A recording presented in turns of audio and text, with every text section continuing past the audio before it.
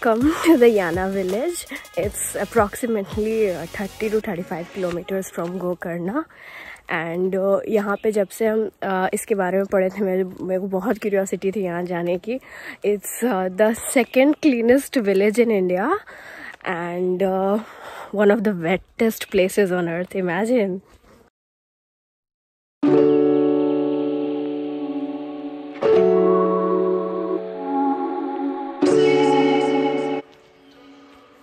ऐसी मान्यता है यहाँ पे कि भस्मासुर नामक जो असुर था उसने यहीं पे कठोर तपस्या करके भगवान शिव को प्रसन्न किया था और फिर उनसे वरदान लिया था कि वो जिसके सर के ऊपर भी हाथ रखेगा वो मर जाए. और फिर भगवान विष्णु ने मोहिनी का रूप धारण करके उसे यहीं पे मारा था. सो द 2 जायंट मोनोलिथ्स जो यहाँ पे हैं ब्लैक लाइमस्टोन के, the one is called Bhairaveshwara Shikhar which is 390 feet and another one is called Mohini Shikhar. तो वो जो भैरवेश्वरा शिखर है वहीं पे स्वयंभू ज्योतिर्लिंग जो है वहाँ पे भगवान शिव खुद स्वयंभू ज्योतिर्लिंग के रूप में अवतरित हुए हैं और वहीं पे उनकी पूजा होती है.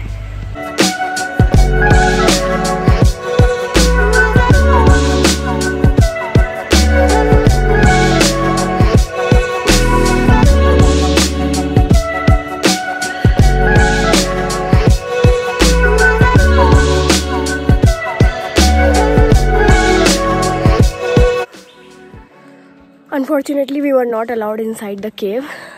केव के अंदर जाना अलाउड नहीं है. वहाँ पे केव के अंदर एक स्वयंभू ज्योतिर्लिंग है. वहाँ पे भगवान शिव खुद से अवतरित हुए हैं शिवलिंग के रूप में. और इसकी बहुत मान्यता है. यहाँ पे शिवरात्रि में 10 दिन के लिए बहुत बड़ा फेयर भी लगता है जहाँ पे लोग पास के विभूति वाटरफॉल से पानी लाके यहाँ पे भगवान शिव का जलाभिषेक करते हैं. It's very beautiful. Trek is little exhausting, but it's totally worth it. The lush green jungles, it's exhilarating. बहुत सुंदर है. And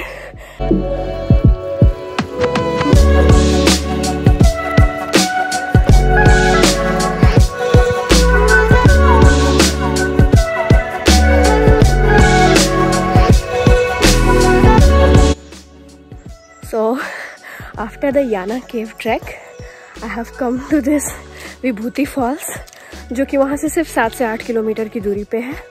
और गाड़ी पूरा फॉल्स के तक नहीं जाती है. गाड़ी आपको ऑलमोस्ट 1.5 किलोमीटर आपको डाउन हिल ट्रैक करना पड़ेगा to reach the waterfalls. And जैसा कि आई टोल्ड यू कि entire region has stories of Lord Shiva, तो ये विभूति वाटरफॉल्स का नाम भी जो है वो भी भगवान शिव से ही कनेक्टेड है. ऐसा माना जाता है कि वन ऑफ द स्ट्रीम्स, उसका ओरिजिन कहाँ है किसी को कुछ पता नहीं है. और वो जो स्ट्रीम जब बहता है it splits into 3 parts like this which is Vibhuti. हम लोग सब विभूति उसी तरह लगाते हैं और शिवलिंग पे भी विभूति उसी तरह लगता है. So hence the name is given as Vibhuti waterfalls. If you have time you can stay here. You can even take a bath because water is chilling and it's cold and it will take your tiredness away. But I have other places to go also, so I'll just go to drink the water and I'll leave the place.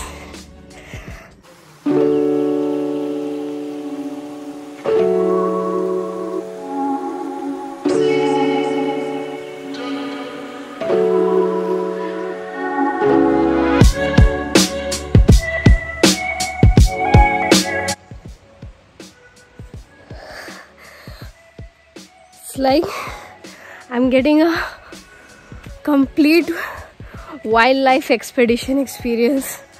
I'm walking on the roots. Just see. Oh my god. पूरा fall का रास्ता जो है 1/2 kilometre वो पूरा roots है. All the roots of the trees. See? Wow. बहुत सुंदर जगह है. You can hear the stream cascading. The beautiful sound है. There's nature and you and birds chirping. It's wonderful. That's why I love places like these. Although it's little exhausting and fatiguing, but it's worth it.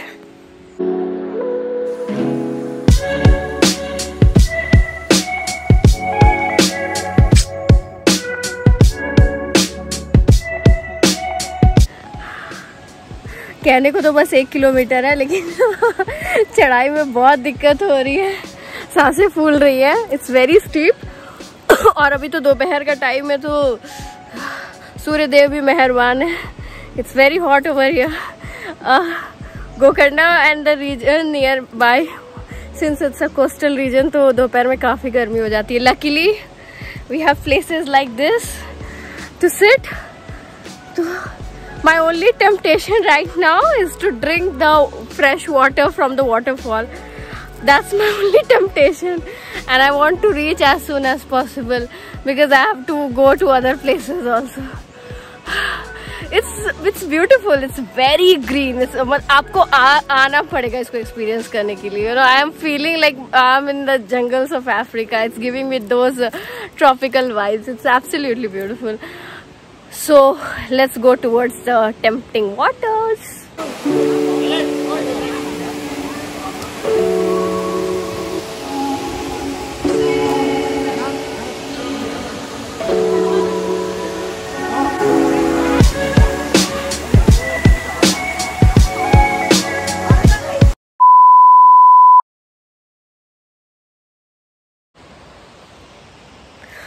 After spending half an hour at the falls, now I am going back.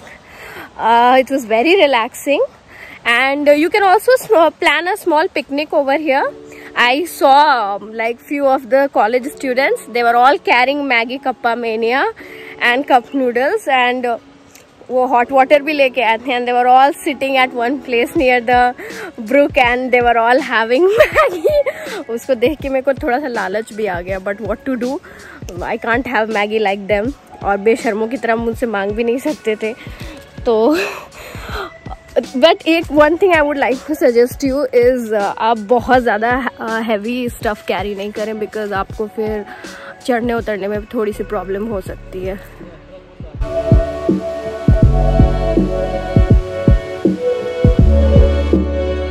और one more thing, पूरे रास्ते में आपको shop कहीं नहीं मिलेगा, because रास्ता जो है वो बहुत ही ज़्यादा नैरो है, बहुत ही ज़्यादा पतला है.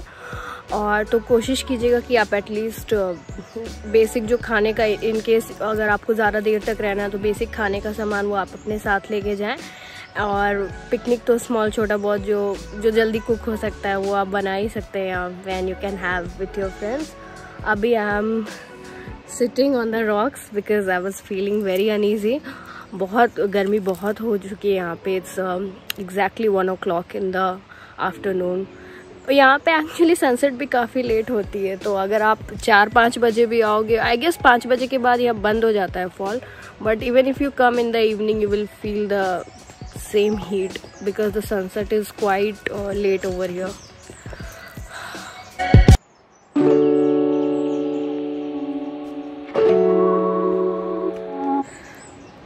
So I met few locals over here and they told me very interesting stories about this place. ये जगह अभी से ही नहीं, in fact सतयुग, त्रेता, द्वापर युग से बहुत प्रचलित है. चूँकि जितने भी असुर और राक्षस गण थे और वो कभी अगर अपने बुरे कर्मों से मुक्ति चाहते थे तो भगवान शिव ने उनके लिए एक रामबाण उपाय निकाला था. उन्होंने बोला था ये पानी जो विभूति वाटरफॉल्स का ये जो पानी है, ये अगर वो शिवरात्रि के दिन वो जो हमने याना केव्स में जो शिवलिंग देखा था उस पर अगर वो चढ़ा दे और 108 बार महामृत्युंजय जाप करें तो उन्हें उनके बुरे कर्मों से जो है भगवान शिव मुक्ति दिला देते और वो अपना नए जीवन की शुरुआत कर सकते हैं. And it applies to all the people even in Kalyug right now.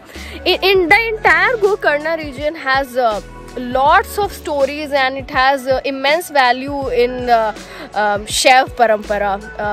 And even Adi Shankaracharya has highlighted the value of this place. In fact, उन्होंने ये भी बोला है हमारे बहुत सारे शिव पुराण और लिंग पुराण. When I was reading specifically about this place कि यहाँ पे अभी भी अगर कोई आके intense penance या intense meditation करे in the lap of this beautiful nature. तो अभी भी उसके जो बुरे कर्म हैं और जो इनफैक्ट जो प्रीवियस बर्ड्स में भी उसने जो बुरे कर्म किए हों वो नलीफाई हो जाएंगे और भगवान उनको आगे और अच्छे लाइफ जीने के लिए और भी बहुत ज़्यादा पॉजिटिविटी देंगे. तो this play, that's what Shiva stands for, right? Shiva is the destroyer. He is the destroyer of the evil energy with in us. He is not a destroyer in a wrong term, what usually people interpret. No, he is a destroyer for good. He destroys the bad things and helps in procreation of better things. I love this place even more now after getting to know about these stories. I'm so blessed. All thanks to Lord Shiva.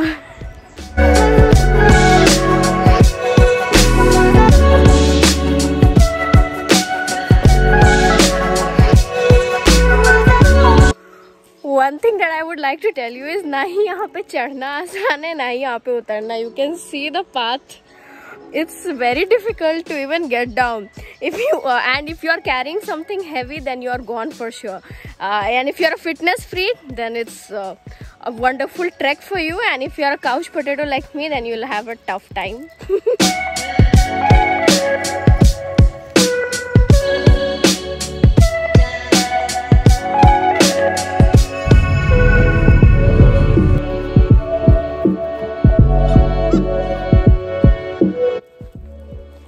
So approximately 21 kilometers from Gokarna, we have this beautiful Mirjan Fort, and I'm a history buff, so I had to come over here.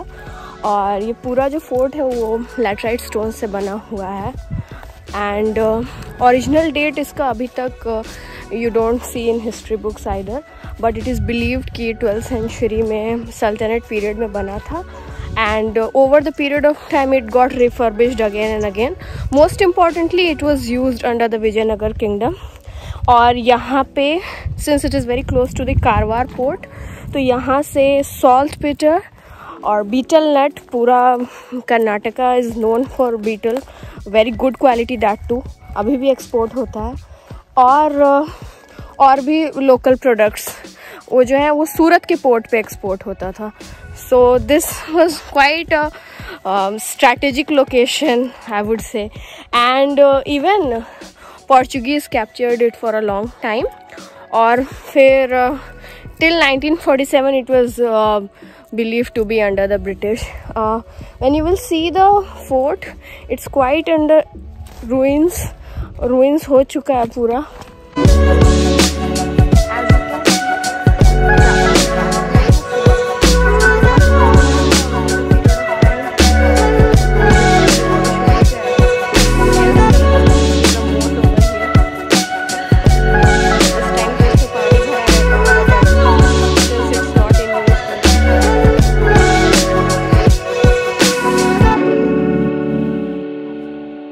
Quite scenic, quite picturesque, I must say. And just like all the mighty forts, this place also has lots of secret passages and tunnels, as well as wells. See?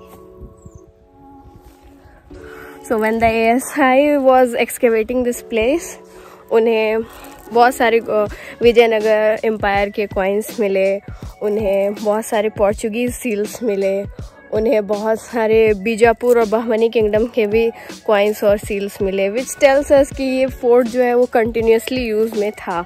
Even some of the coins of the British as well. So उससे हम लोग estimate कर सकते हैं कि ये this fort was continuously in use, and obviously because of its strategic location believed है कि 12th सेंचुरी से यूज़ हो रहा है. एंड मोस्टली ये बिजनेस के पर्पस के लिए था, रेजिडेंशियल फोर्ट नहीं है ये. But as you can see it's the walls are very thick and you can see the moat has dried up, and you can see the remains of the older structure over there and the mighty walls. The best part is कि walls ज़्यादा damage नहीं हुए हैं, और luckily ASI यहाँ पे काम भी कर रही है रिपेयर वर्क का. सो वी होप कि रिपेयर वर्क अच्छे से हो and the former glory is restored back and more tourists come. to see this place, and this is the way how we can conserve history. I have seen more than almost 7 to 8 secret passages. This is another one. See?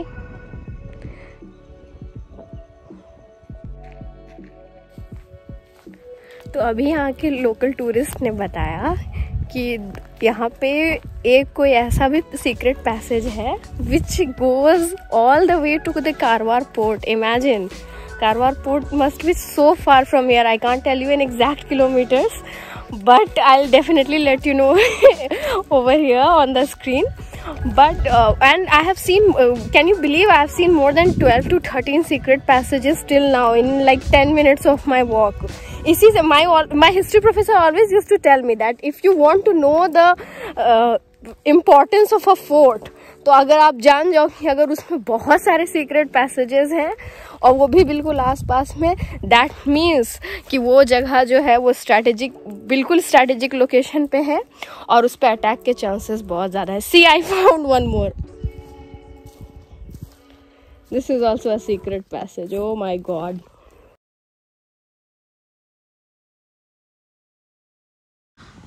So my Gokarna trip ends over here, and